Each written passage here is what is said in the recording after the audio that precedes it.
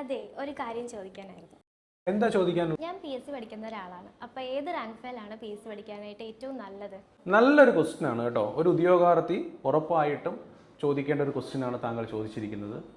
ഒരു മത്സര പരീക്ഷയ്ക്ക് PSC പോലുള്ള പരീക്ഷയ്ക്ക് തയ്യാറെടുക്കുമ്പോൾ പ്രധാനപ്പെട്ട ഒരു കാര്യമാണ് ഒരു റാങ്ക് ഫയൽ കയ്യിലുണ്ടാകുക എന്നുള്ളത്. റാങ്ക് ഫയലിനെ സംബന്ധിച്ച് നമുക്കറിയാം, മാർക്കറ്റിൽ ഒരുപാട് റാങ്ക് ഫയലുകളുണ്ട്. ഏത് റാങ്ക് ഫയൽ എടുക്കുക എന്നുള്ളത് ഒരു ഉദ്യോഗാർത്ഥിയെ സംബന്ധിച്ച് വളരെയധികം കൺഫ്യൂഷൻ നടന്ന ഒന്നാണ്. നേരത്തെയൊക്കെ PSC പരീക്ഷ നടക്കുമ്പോൾ സിലബസ് എന്ന് പറയുന്നത് ഒന്നെങ്കിൽ maths, English, mental ability, Malayalam, GK എന്നൊക്കെയാണ്. ഈ GK എന്ന് പറഞ്ഞാൽ ഏത് ടോപ്പിക്കാണ് വേണ്ടത്, എത്രമാത്രം ഉണ്ടെന്നൊന്നും അറിയില്ല.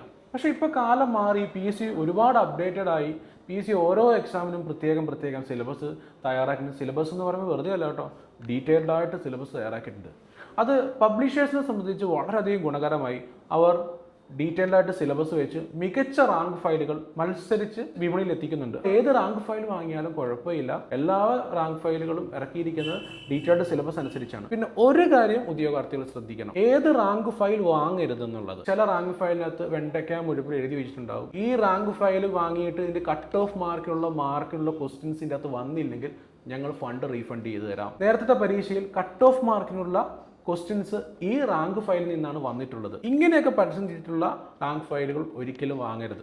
അതെന്തുകൊണ്ടാണെന്ന് ചോദിച്ചാൽ, നമുക്കറിയാം PSC പരീക്ഷയിൽ കട്ട് ഓഫ് മാർക്ക് എന്ന് പറയുന്നത് ഒരു റാങ്ക് ലിസ്റ്റ് തയ്യാറാക്കുന്നതിന് വേണ്ടിയിട്ട് ഒരു മിനിമം മാർക്ക് നിശ്ചയിക്കലെന്നാണ്. ഈ മിനിമം മാർക്ക് വാങ്ങിയ ഒരാൾ എപ്പോഴും ആ റാങ്ക് ലിസ്റ്റിന്റെ ഏറ്റവും അവസാനത്തെ വരുള്ളൂ. അങ്ങനെ കട്ട് ഓഫ് മാർക്കിന് മാത്രം വന്നിരിക്കുന്ന റാങ്ക് ഫയൽ വാങ്ങിക്കഴിഞ്ഞാൽ നമുക്ക് ആദ്യ റാങ്കിലെത്താൻ പറ്റില്ല. അങ്ങനെ ഒരു വാഗ്ദാനം തന്നെ നമ്മൾ നിരസിക്കുക. നമുക്ക് വേണ്ടത് ആദ്യ റാങ്കാണ്.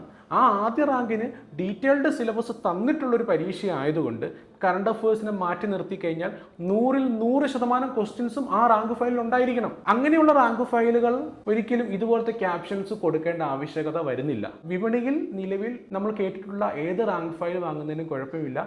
ഇതുപോലെയുള്ള ഞുടുക്ക് വിദ്യകളായിട്ട് ഉദ്യോഗാർത്ഥികളെ സമീപിക്കുന്ന റാങ്ക് ഫയലുകൾ വാങ്ങാതിരിക്കുക. കാരണം നമുക്ക് വേണ്ടത് ആദ്യ റാങ്കാണ്. ആദ്യ റാങ്കിന് കട്ട് ഓഫ് മാർക്കുള്ള മാർക്ക് കിട്ടിയിട്ടുള്ള കാര്യമില്ല. നമുക്കതിന് 100% ക്വസ്റ്റ്യൻസും അല്ലെങ്കിൽ 99% മാർക്കും അല്ലെങ്കിൽ 98% മാർക്കും കിട്ടുന്ന തരത്തിലുള്ള റാങ്ക് ഫയലുകളാണ് വേണ്ടത്. റാങ്ക് ഫയലുകൾ വാങ്ങി പഠിക്കുന്ന ഉദ്യോഗാർത്ഥികൾ അതിനൊരു രീതിയും കൂടെയുണ്ട്. ആ രീതിയും കൂടെ ഞാൻ പറഞ്ഞുതരാം. ആ രീതി അനുസരിച്ചാണ് റാങ്ക് ഫയലുകൾ പഠിക്കേണ്ടത്.